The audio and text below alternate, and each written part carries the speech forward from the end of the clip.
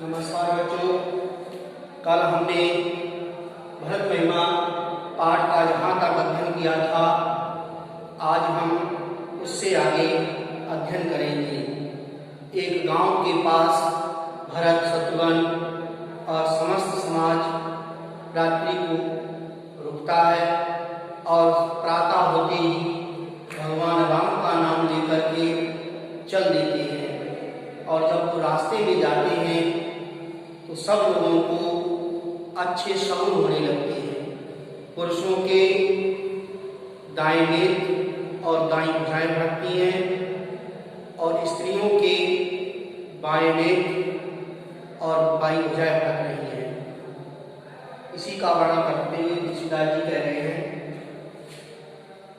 मंगल सगुन होय सब काहू, हरकन सुखद बिलोचन बाहु।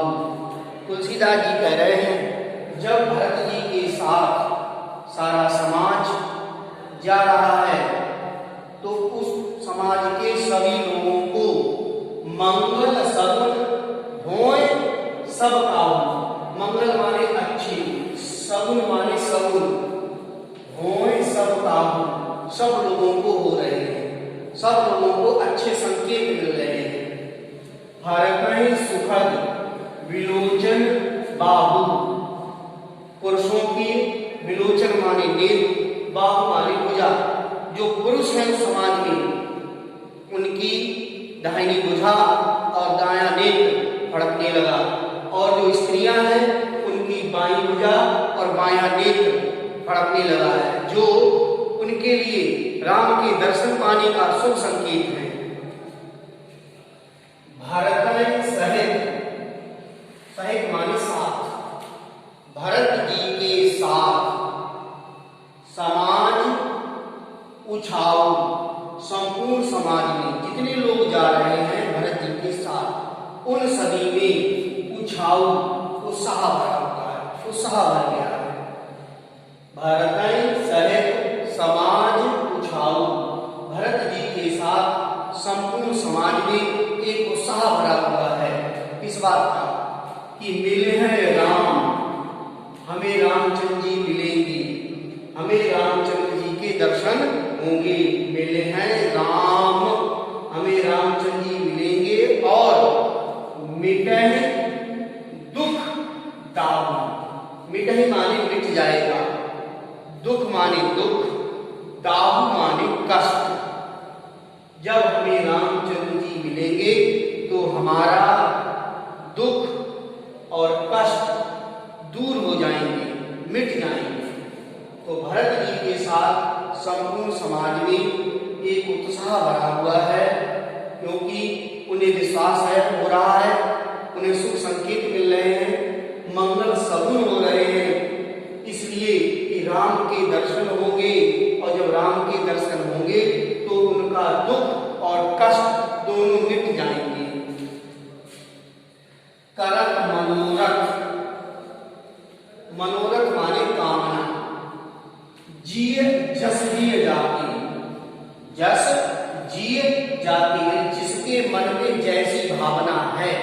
तो समाज के लोग भरत जी के साथ जितने लोग जा रहे हैं, और उन लोगों के जीव में यानी मन में या हृदय में जैसी भावना है, वो लोग करत मनोरथ जस जिय जाति, जिसके मन में जैसी भावना है वैसी ही वे कामना कर रहे हैं। मनोरथ माने कामना, जिसके मन में जैसी भावना है वह वैसी ही कामना कर रहा है।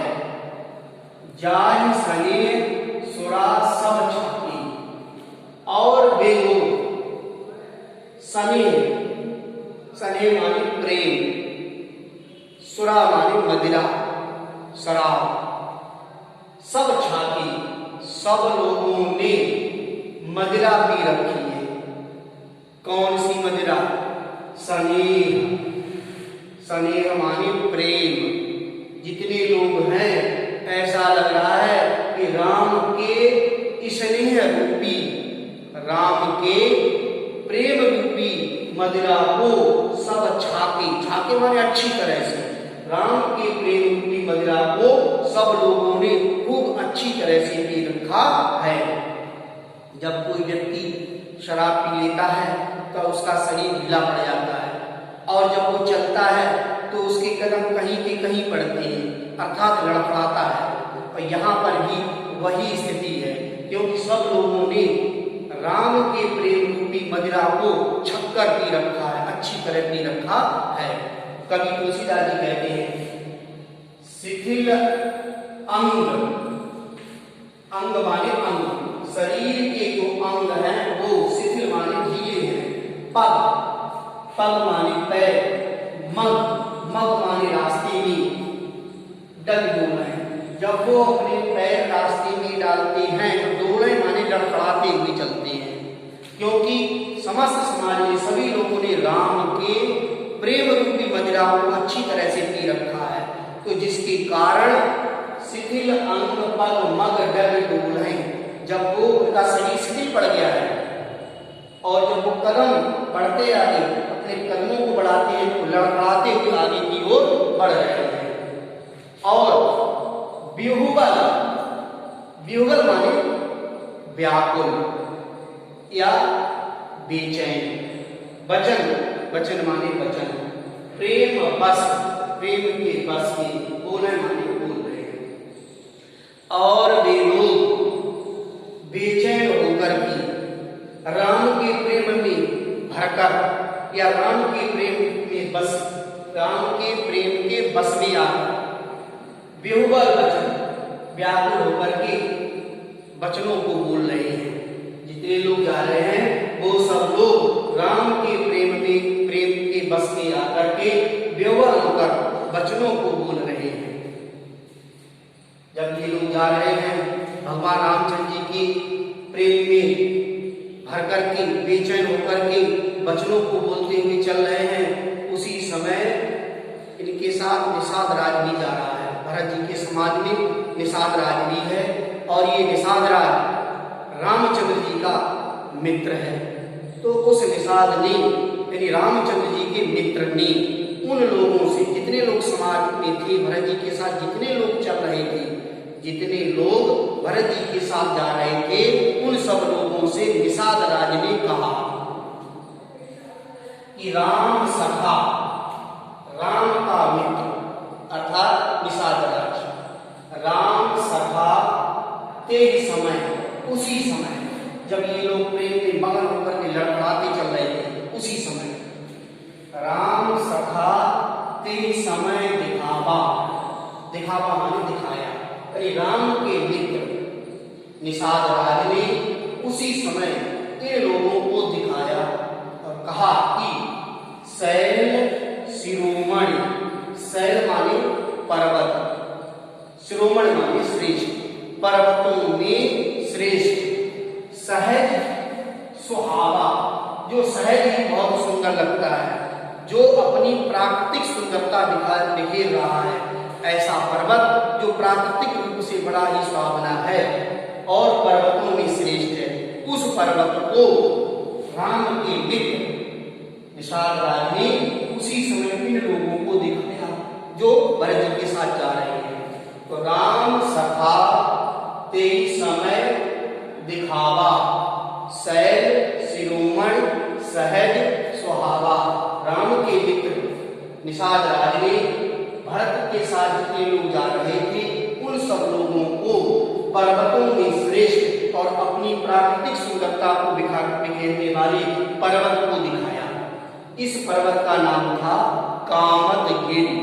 कामदगिरि पर्वत की ओर इशारा करके निषाद राज ने बताया कि सब लोग सुनिए, वो जो सामने कामदगिरि पर्वत दिखाई दे रहा है, इस पर्वत के पास जास समीप सरित, ये जो पर्वत दिखाई दे रहा है कामदगिरि, इस पर्वत के पास सरित माने नदी बह रही है, सरित माने नदी, और उस नदी का नाम है पयस्विनी नदी।